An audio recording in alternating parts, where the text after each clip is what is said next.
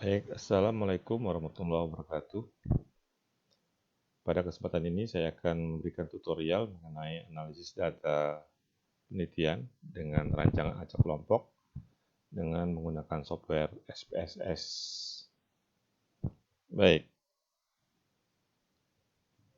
suatu penelitian yang dirancang dengan rancangan acak kelompok, data pengamatannya seperti ini ya. Pada tabel pengamatan ada pengujian paritas sebanyak 6 paritas yang diulang sebanyak 4 kali.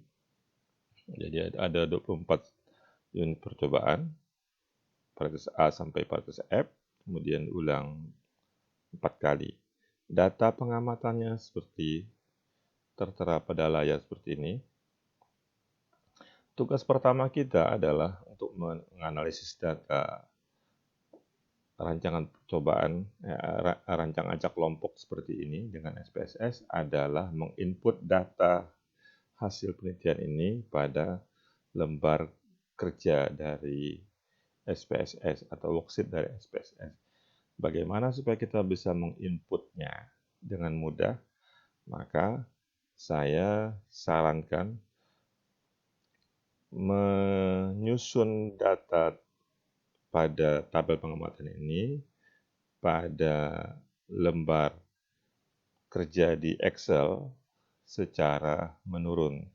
Seperti sudah saya jelaskan pada video analisis data dengan rancangan acak lengkap. Kita ketik A, B, C, D, E, F. Ya, paritasnya adalah A, B, C, D, E, F. Ulangannya ulangan 1 semua atau kelompoknya kelompok 1 semua. Kelompok 1 semua. Maka datanya kita pindahkan A, B, C, D, F. Kelompok 1 adalah 322. Ya, kita pindahkan seperti ini. Kemudian 304, 306 sampai kepada 249. Kemudian kita kembali lagi kepada A, B, C, D, E, F. Ya. Kelompok 2 atau ulangan 2. Masukkan datanya seperti ini. 331 sampai kepada 237. Dan terakhir adalah perlakuan A, B, C, D, E, F atau paritas A, B, C, D, E, F pada ulangan keempat. Ya, 325 sampai pada 237. Seperti tertera pada layar monitor ini. Selanjutnya, data tersebut yang sudah kita susun dari tabel pengamatan ke bentuk yang menurun seperti ini, kita copy saja. Kemudian kita buka SPSS, kemudian kita pastekan saja, di copy paste saja pada data view. Ya. Kita pastekan saja, maka pada layar sudah muncul paritas ya, yang belum diberi nama, ya, kelompok dan hasil, ya, belum beri nama.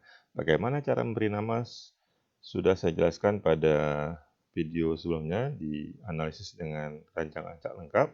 Yang pertama adalah kita memberikan penamaan di variabel view.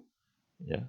Yang pertama adalah par, kita beri nama adalah paritas. Ya. Kita ketik saja P, kemudian desimalnya kita kosongkan, kemudian kita buat varietas.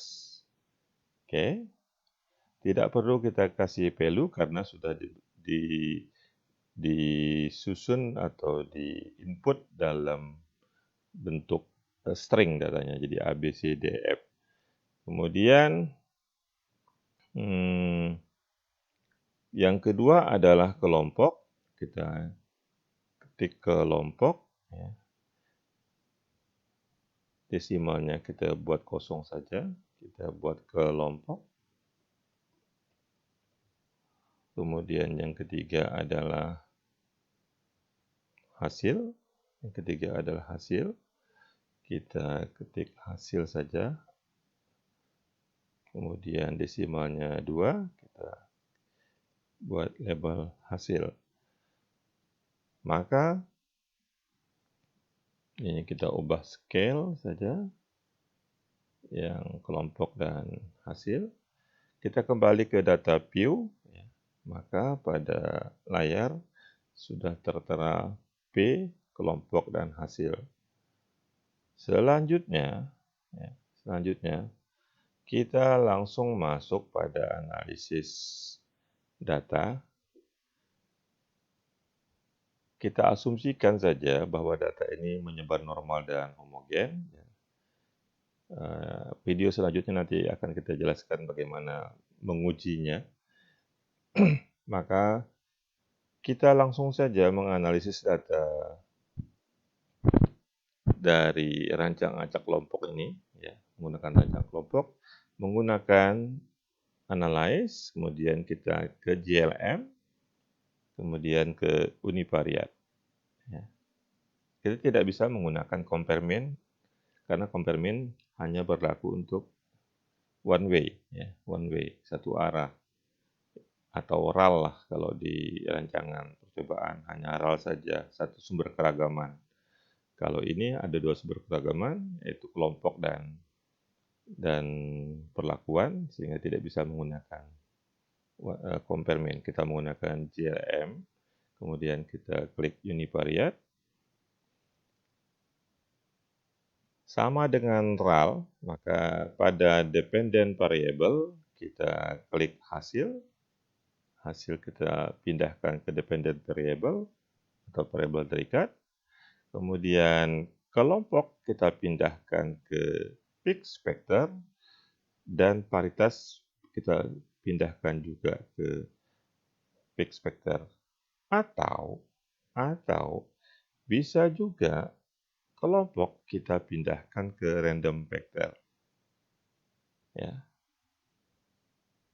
Bisa seperti itu.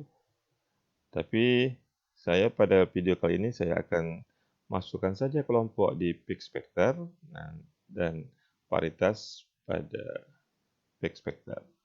Kemudian kita klik model, kita klik custom, kemudian pindahkan kelompok pada model dan paritas pada model.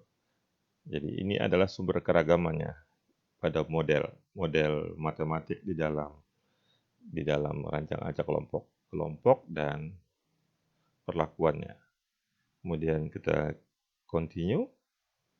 Kemudian kita andaikan kita tidak menginginkan tampilan yang lebih banyak, misalnya gambar atau plottingnya, maka kita cukupkan di sini. Kita okekan. Kita okekan. Nanti kalau misalnya dia berpengaruh nyata, kita bisa menggunakan post hoc. Saya pada kesempatan ini kita langsung saja pada post hoc, uji beda lanjut. Kita klik saja uji lanjut untuk mengetahui perbedaan rata-rata perlakuan. Kita klik paritas pada post hoc test. Kita paritas, kemudian katakanlah ujinya uji Duncan atau uji Tukey, bisa dua-duanya. Kita klik continue. Misalnya kita pilih salah satu, mau uji Duncan boleh, uji Tukey boleh, atau yang lain. Kita klik dua-duanya saja. Kita kemudian lanjutkan klik OK. Maka tampilannya adalah seperti ini. Ini adalah ANOVA dari rancangan acak kelompok pengaruh paritas terhadap hasil tanaman yang diulang sebanyak 4 kali. Jadi, ulangannya ada 4 kali, kelompoknya 1, 2, 3, 4, paritasnya ada A, B, C, D, F, ada 6. Oke. Hasilnya adalah seperti ini. ANOVA-nya adalah seperti ini. Test of between subject effect. Kelompok,